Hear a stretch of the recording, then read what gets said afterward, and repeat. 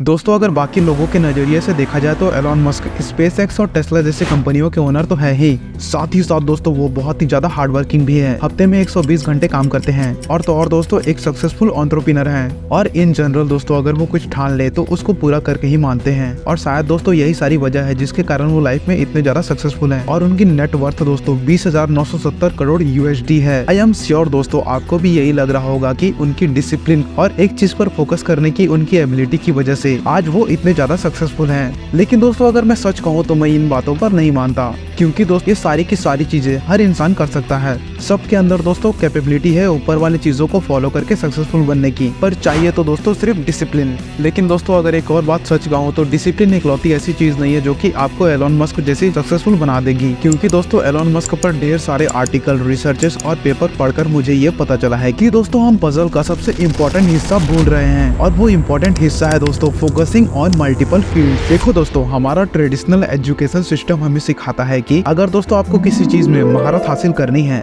तो आपको सिर्फ उस सब्जेक्ट या फिर फील्ड में काम करना चाहिए जिसमें आपको इंटरेस्ट हो। मगर दोस्तों एलॉन मस्क के केस में ये चीज बिल्कुल अपोजिट है। जैसे कि दोस्तों उन्होंने अपने आप को कभी भी एक सब्जेक्ट या फिर एक फील्ड में रेस्ट्रिक्ट नहीं किया और उन्होंने दोस्तों rocket science, engineering, physics, artificial intelligence, solar power और कई सारे सब्जेक्ट को सीखा और आज दोस्तों अपने आप को उस मुकाम पर लेकर गए जहाँ पर लोग आंख बंद करके एलॉन मस्क की बात पर भरोसा कर लेते हैं। क्योंकि दोस्तों अगर सच कहूँ तो एलॉन मस्क एक क्वालिफाइड साइंटिस्ट नहीं है, फिर भी दोस्तों उन्होंने स्पेसएक्स और टेस्ला जैसी कंपनीज के लिए डिस्कवरीज की है जो कि दोस्तों एक नॉर्मल साइंटिस्ट के लिए भी करना काफी मुश्किल है। अब ये कैसे पॉसिबल है कि डिग्री ना होने के बावजूद भी एलॉन मस्क एक साइंटिस्ट से बेटर सॉल्यूशन दे पा रहे हैं? इसका आंसर दोस्तों बड़ा ही ज्यादा सिंपल है। एलॉन मस्क दोस्तों एक स्पेशलिस्ट जर्नलिस्ट है, यानी कि दोस्तों एक एक्सपर्ट जर्नलिस्ट है। अब दोस्तों एक्सपर्ट जर्नलिस्ट का टर्म बेन एंड कंपनी के चेयरमैन ओरिन गेडिस ने दिया है, जिसका सरल सा मतलब है दोस्तों jack of all trades master of none.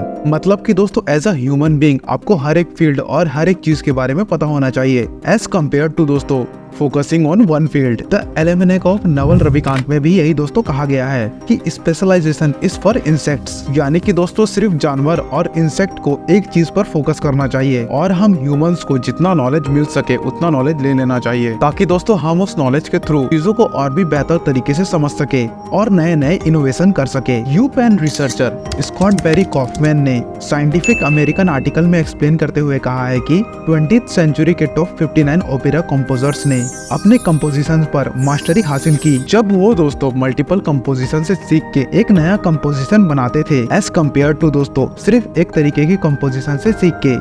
इससे दोस्तों हमें ये समझ में आता है कि सिर्फ एक चीज सीखने से आप एक्सपर्ट नहीं बनते, आपको सभी चीजें सीखनी पड़ेगी दोस्तों। जैसे कि यूट्यूब, सिर्फ अच्छे स्क्रिप्ट लिखने से कोई वीडियो हिट नहीं होती, सिर्फ अच्छा टाइटल या थंबनेल होने से वीडियो हिट नहीं होती। इनफैक्ट दोस्तों सिर्फ अच्छे एडिटिंग से भी वीडियो हिट नहीं होती। It's a combination of good script writing, editing, thumbnail, title, tags, voice over plus many other things that makes a video go viral. और दोस्तों यही सेम चीज एलॉन मस्क अपने एक्शन के थ्रू कह रहे हैं, जहाँ पर दोस्तों एलॉन मस्क के भाई किम्बल मस्क कहते हैं कि एलॉन को सीखने का इतना ज्यादा शौक था कि वो दिन में 2 बुक्स को पढ़ते थे। अब दोस्तों अगर सीधा सा हिसाब लगाए तो एक इंसान एक ही किताब हार्डली पढ़ता होगा, लेकिन दोस्तों एलॉन मस्क दिन के 2 बुक्स पढ़ा करते थे, यानी कि दोस्तों महीने के 60 बुक्स, यानी कि 60 times more than a normal human being. अब दोस्तों इतनी सीखने की बात हो गई तो आइए जानते हैं कि सीखते कैसे हैं आखिर। First one, deconstruct knowledge. दोस्तों एलॉन मस्क ने रेडिट पर आस्क मी एनीथिंग चैलेंज किया था, जहाँ पर दोस्तों लोग उन्हें हर तरीके के सवाल पूछ रहे थे और दोस्तों एलॉन मस्क उसका जवाब भी दे रहे थे इंटरेस्टिंगली। तभी उनसे एक बंदे ने पूछा दोस्तों क्या आप मुझे बता सकते हैं कि मैं सीख कैसे सकता हूँ, यानी कि हम सीख कैसे सकते हैं। जवाब में दोस्तों एलॉन मस्क एक मेटाफोर के जरिए समझाते हैं। इमेजिन करिए दोस्तों आपको एक पेड़ के पत्ते के बारे में कुछ सीखना है, तो एलॉन कहते हैं कि सिर्फ पत्तियों के बारे में सीखने से बेहतर ये होगा कि आप पहले पूरे पेड़ की फंडामेंटल को समझो, जैसे कि रूट्स क्या होती है, ट्रंक क्या होती है, ब्रांचेस क्या होती है, एक्सेट्रा एक्सेट्रा।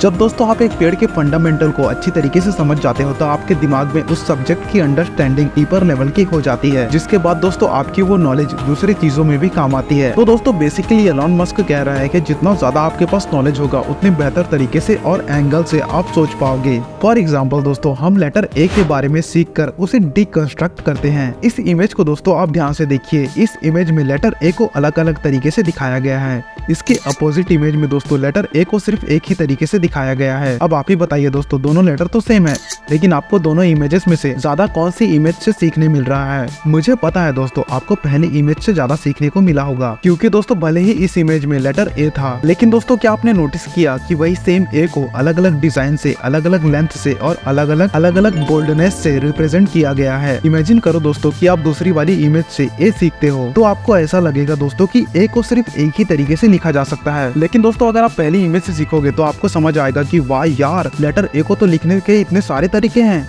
और इसीलिए दोस्तों एलोन मस्क हर सब्जेक्ट की डीपर अंडरस्टैंडिंग के लिए हर तरह की बुक्स पढ़ते थे और अभी भी पढ़ा करते हैं, और दोस्तों अपना फंडामेंटल्स का बेस बनाते हैं, क्योंकि दोस्तों वो समझते हैं कि अगर उनको खुद के रूल्स बनाने हैं तो उन्हें हर एंगल से सोचना पड़ेगा, और दोस्तों हर एक एंगल से सोचने के लिए उनको हर एक इम्पोर्टेंट डिटेल की जरूरत पड़ेगी।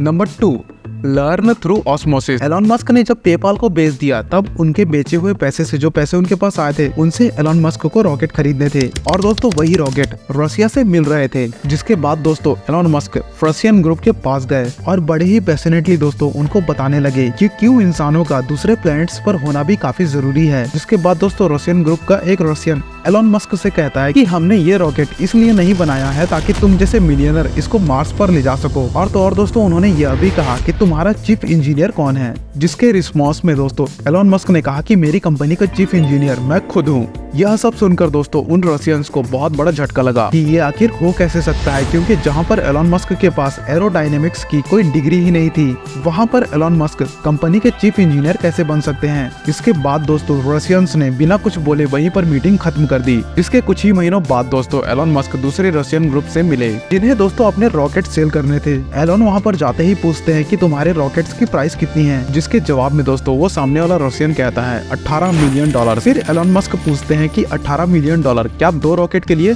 बराबर है? अब दोस्तों एक रशियन जवाब देता है, नहीं, $18 मिलियन सिर्फ एक रॉकेट के लिए। ये सब सुनकर दोस्तों एलोन मस्क बहुत ज्यादा दुखी हो जाते हैं, और दोस्तों उनको ये प्राइस बहुत ही ज्यादा लग रही थी। फिर दोस्तों एलोन मस्क अपने टीम के साथ प्राइवेट जेट में बैठते हैं और अपने घर के लिए निकल जाते हैं। प्लेन में बैठे बैठे दोस्तों एलोन मस्क घंटों तक लैपटॉप में कुछ पढ़ रहे थे। जिसके बाद दोस्तों उनके टीम मेंबर्स जिम कंटल और टॉम म्यूलर पूछते हैं, एलोन तुम क्या ठीक हो? जिसके बाद दोस्तों एलोन मस्क कहते हैं, यस ये हो सकता है, हम भी एक रॉकेट बना सकते हैं। यह बात सुनते ही दोस्तों जिम कंटल और टॉम म्यूलर एक सेकंड के लिए शॉक हो जाते हैं। फिर दोस्तों एलोन मस्क उन दोनों को समझाते हैं कि कैसे वो लो बजट में एक अच्छा रॉकेट बना सकते हैं। प्लान सुनकर दोस्तों उनके दोनों साथी बहुत ज्यादा एक्साइटेड हो जाते हैं, और दोस्तों उनके साथी एलोन से कहते हैं, यस ये हम कर सकते हैं और ये पॉसिबल भी है। लेकिन दोस्तों उनके दोनों साथी बहुत बड़े इंजीनियर हैं और एलोन के पास तो डिग्री तक नहीं है। तो एलोन ने इतनी बड़ी प्रॉब्लम का सॉल्यूशन इतनी आसानी से कैसे ढूंढ निकाला? इसका जवाब दोस्तों काफी ज्यादा सिंपल है। उन्होंने जिम कॉन्ट्रल और टॉम म्यूलर को हायर किया था खुद को सब चीज सिखाने के लिए। जहाँ पर दोस्तों एलोन मस्क जिम कॉन्ट्रल और टॉम म्यूलर से ढेर सारे सवाल पूछा करते थे, और दोस्तों वह दोनों मिलके एलोन मस्क को मुश्किल से मुश्किल सब्जेक्ट को ब्रेक डाउन करके बड़ी आसानी से सिखाते थे, जिसकी वजह से दोस्तों एलोन मस्क के फंडामेंटल और भी ज्यादा स्ट्रॉन्ग हो गए थे। तो दोस्तों अगर आपको भी किसी भी सब्जेक्ट को जल्द से जल्द सीखना है तो किसी एक्सपर्ट को हायर करके उससे सीख लो। दोस्तों इससे आपका पैसा तो जाएगा, लेकिन इससे आपका नॉलेज बढ़ जाएगा और बहुत ज्यादा बढ़ जाएगा, देख सकते हो ना। और ये सब चीजें दोस्तों आपको आगे बढ़ने में काफी ज्यादा मदद करने वाली है। नंबर 4 दोस्तों अर्जेंसी।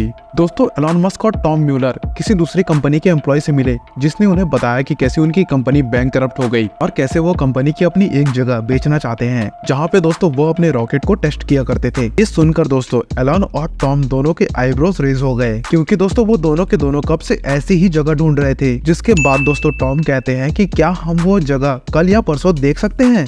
इसी बात पर दोस्तों एलोन मस्क ने टॉम का हाथ दबाया और कहा कि हम कल या परसों नहीं बल्कि आज, अभी और इस वक्त उस जगह को देखने जाएंगे। और दोस्तों वो दोनों उस जगह को उसी वक्त देखने जाते हैं, और दोस्तों जगह को देखते ही टॉम को वो जगह बहुत ज्यादा पसंद आ जाती है, और दोस्तों वह उस जगह की तारीफ करने लग जाते हैं।